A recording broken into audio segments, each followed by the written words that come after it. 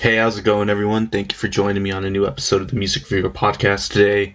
Today's episode is going to be Best and Worst Track of the week of November 7th.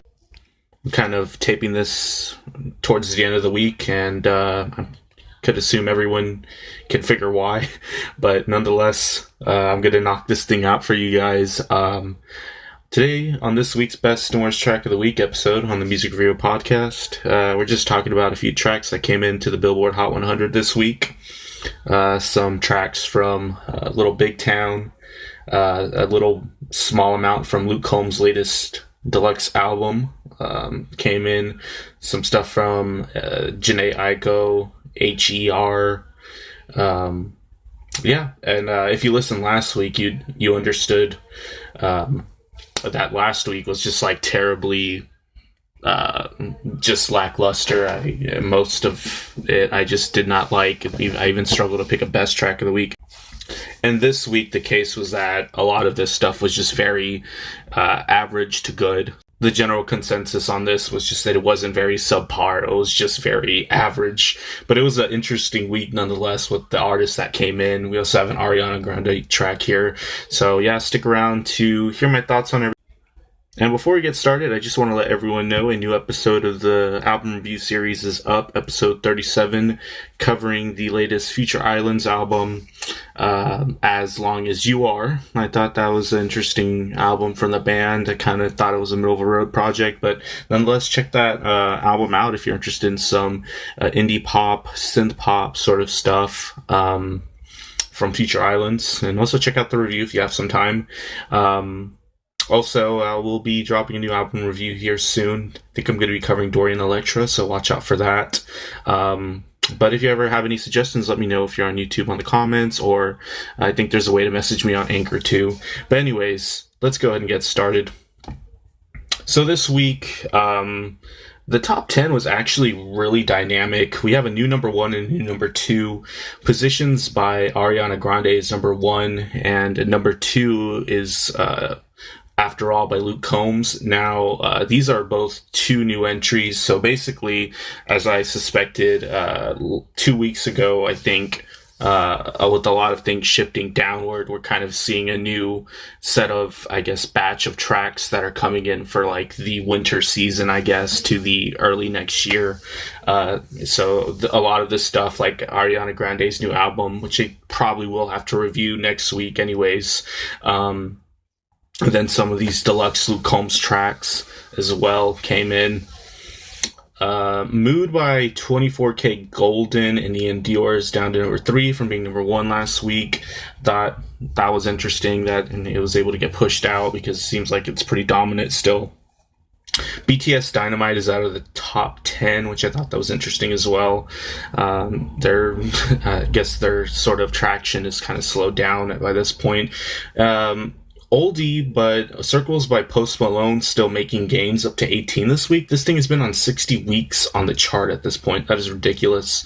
And then we're following our very first worst track of the week, still holding strong. One Beer by Hardy is up to 36, but following behind it not too far is Pretty Heart. One of our best tracks of the week is up at 43. And then also one of our worst tracks of the week, Heather by Conan Gray, fell down to 71 this week, which I feel like this is finally dying. But yeah, let's go ahead and get on the first track, coming in at 100, Wine Beer Whiskey by Little Big Town. This is an interesting trend I'm seeing in country music right now. This is basically another ode to drinking track, but this track really doesn't unless you know Little Big Town is a country band, you wouldn't really hear it in this music or even like a lot of the production that we got here. There's a gritty nature to it. There's some brass and auxiliary percussion thrown in, and anthemic chorus and nature to the track as well, with an instrumental that is just buried very behind a lot of the vocal parts for some reason. And it almost sounds like an indie pop track, not country. Like, it kind of gives me vibes of like mid-2000s or mid-2010s indie festival vibes, like, an early group love track, or even if you know the band Givers, something of that nature. Or even like a Imagine Dragons B-side. I thought it was okay. It doesn't really strike me as country, but I give it a B. The next track is Head and Heart by Joel, Corry, and MNEK. Do not know really anything about most of these artists, or any of these artists, other than Joel. Corry is an EDM producer, I'm assuming from Europe, that is, I guess, pretty successful, but, kind of struggles to break through. But here he is on the Hot 100, and I think I've heard his material before, but just because sometimes I put on EDM playlists because I like house music, and I think he's on a lot of these. And MNEK, I guess he's just the stereotypical vocalist on an EDM track, but he did a pretty good job on this track. This is upbeat EDM track, some European club flavor to this. It's upbeat and bright with this keyboard riff that structures the track, and there's some house flair to this as well. I'm not quite sold on the chorus though, with like its non-lyrical presence. It's just kind of like la la la la la, or I kind of forgot what it says, but it's like more like a vocal sound. It's not like words in the chorus. To me, it just means it's selling out to be a catchy, earwormy EDM tune that charts periodically. It's like one of those, and I hear maybe some Avicii and Calvin Harris influence here. So overall, I thought the production and the instrumental was very good at times, but songwriting could do without some of it, but I gave it a B. Next one came in at 98, La Toxica by Farruko. Farruko's just another one of these upcoming Latin pop artists that kind of leans more towards reggaeton. I thought this was one of the more weaker tracks this week. I like the way it starts out with like this softer Latin pop jam at first with like some piano instrumentation, but then we quickly get like a generic transition to more of a upbeat and poppy reggaeton track with some synth strings thrown in and some slappy percussion sounds, and the transition that it makes later to more of like a trap breakdown after a certain point. I'm just not feeling that part as much, especially with that choice. So the writing, I'm just not too fond of. It just seemed abrupt and lazy when they went to that, and it's just an average track overall. The vocals seem average, production was average. I gave it a C. Next track I thought was pretty nice.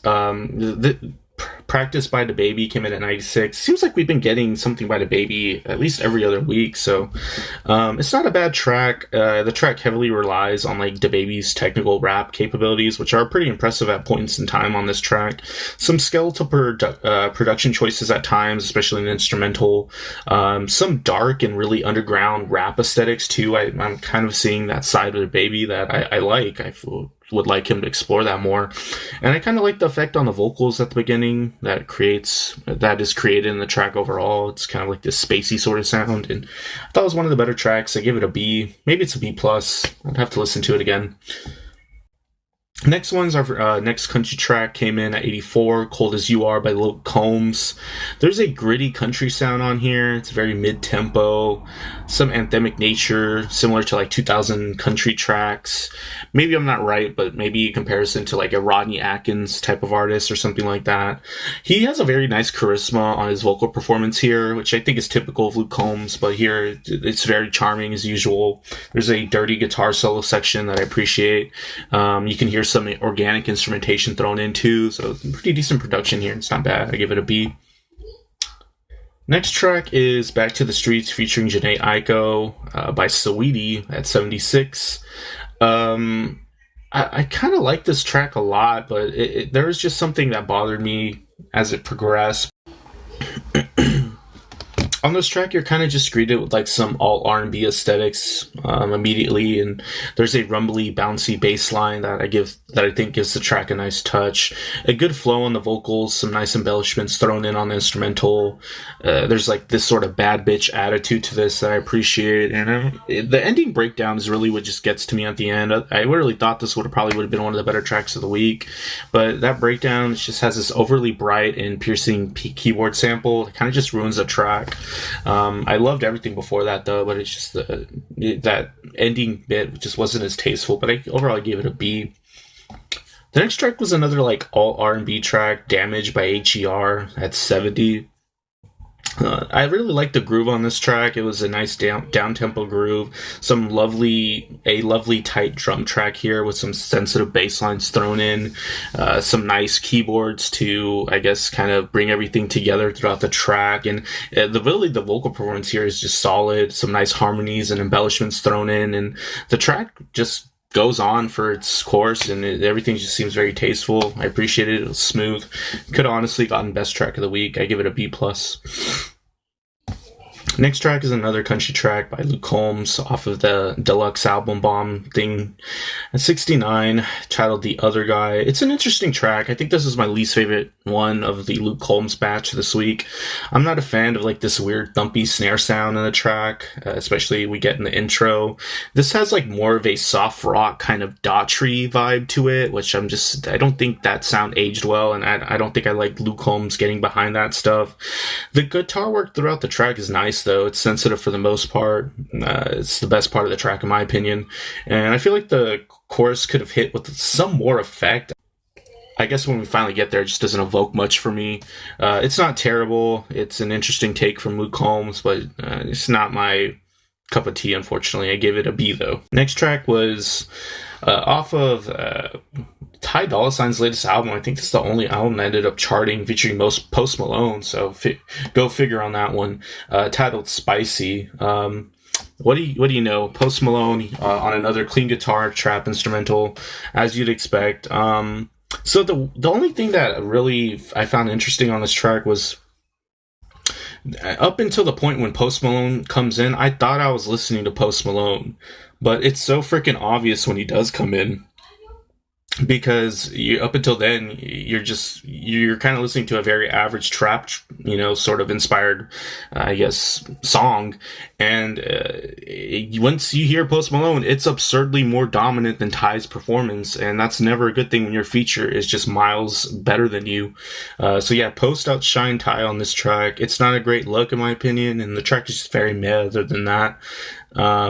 Some maybe radio filler fluff at best. I gave it a B-. Next track was a cool one, came in at 34, by Jack Harlow, Tyler Hero. Tyler Hero being, I'm guessing, the NBA player, rookie NBA player from the Miami Heat, which I guess he can draw comparisons, because if you want to get very meta, Jack Harlow and Tyler Hero are white guys in a predominantly African American dominated I guess field. Tyler Hero plays in the NBA. Jack Harlow's a rapper. Both get kind of crapped on in that respect because the color of their skin, but they're both good at what they do. Tyler Hero surprised everyone in the NBA Finals and the playoffs in general. But yeah, Jack Harlow, the up and coming rapper, was on the XL freshman list this year. I think I like this track more than What's Poppin'. I think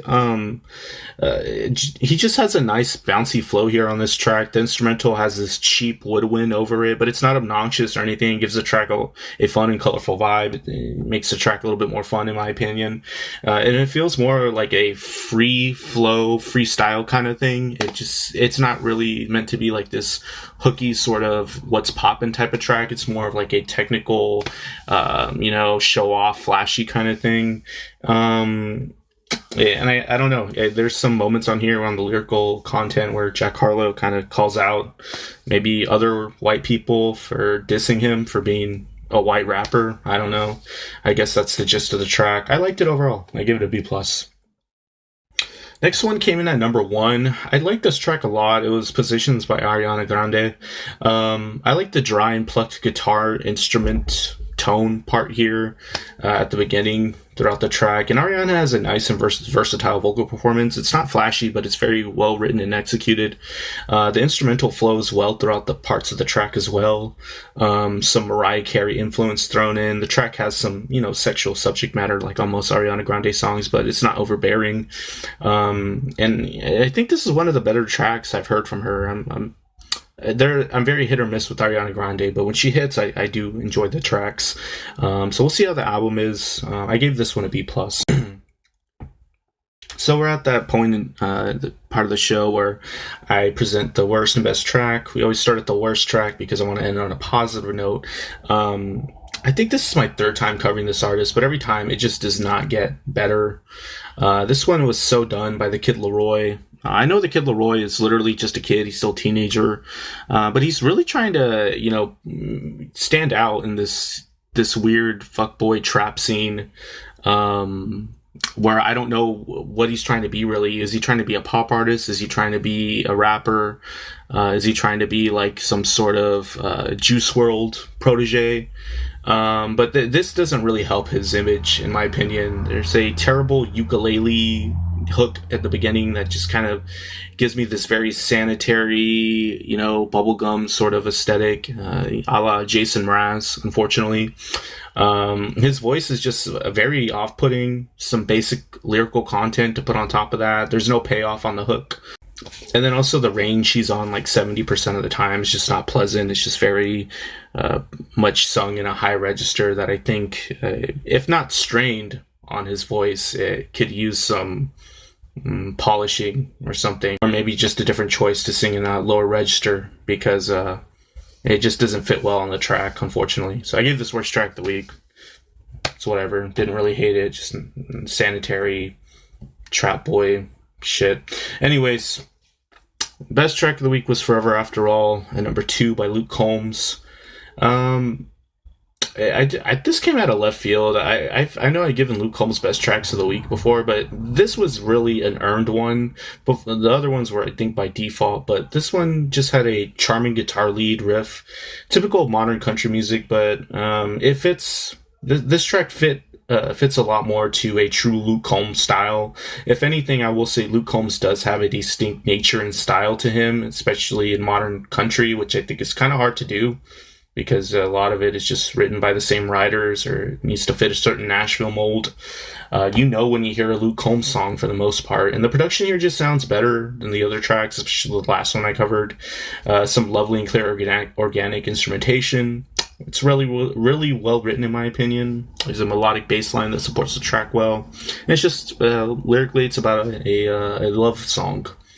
I guess maybe to his wife or something, but it's nice. So I gave it best track of the week. But that's it for this episode. If you stuck around with me, thank you for listening this week. I'll try to get this one up soon. But hope everyone's doing all right. I know it's been a rough week for most of the world, but take care of yourselves. If you ever want to leave me some feedback on YouTube, like and subscribe if you're digging it. If not, just give me some feedback, comment section. But I'll see you guys later.